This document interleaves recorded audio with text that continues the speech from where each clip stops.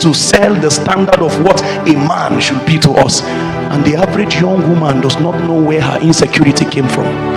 It was out of the excess of her interface with the world.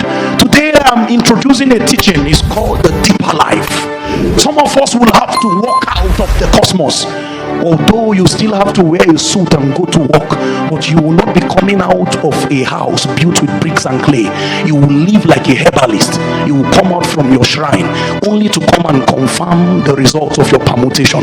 Because if you live in the world, I'm telling you the truth, it was Apostle Oropko that said you would never command the allegiance of a generation that civilized you. If they are the ones that tilted your mind, affected your school of thought, there is nothing you can offer them. I call a generation today who would live on the mountains. The only time you come down is to come and check whether what you concocted in the spirit realm has found expression. A herbalist does not live with men. There's a reason why he isolated himself.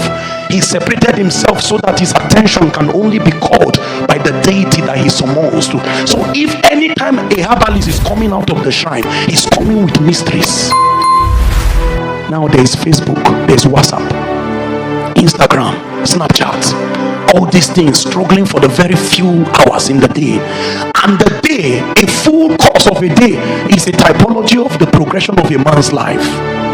So if you check in just a day alone, they have plotted the ways that you are going to lose so many valuable seasons, valuable hours. You think you only spent 3 hours on the internet, but I tell you the truth, what they are doing to your mind is more consequential than even the times you stood there and watching. This is why it was necessary for all of the people who struck relevant chords with God at the course of their sojourn, that God had to isolate and separate them. So the Bible says the child John was in the wilderness until the season of his appearing. In the wilderness, waiting and cooking, receiving downloads of God. It was Oropko that told us about the technology of spiritual networking, where you can separate the man. The Bible says a man having separated himself seeketh an intermediate with all wisdom, having separated himself. I want to drink from the brook of my smuro, having separated himself. I want to speak to Mike Murdoch. You don't need that man to come to Nigeria. Carry his tape. Many of us have not mastered this technology. So you want to sleep and you just put songs on it. You just put several songs, a playlist, all the songs you like. This is why you wake up and you cannot even explain which dream you had and which one you don't have. There are many spirits that you were invoking at the same time. After Solomon Lange, it was this one that entered. After this one, don't you have understanding that while you sleep, your flesh has been immobilized, so your spirit is aligned? So it will be easy for you to have the chances that you will see Joshua Selman in your dream if you are playing his message before you sleep is very high. Many of you know how to speak to him if you want to talk to him.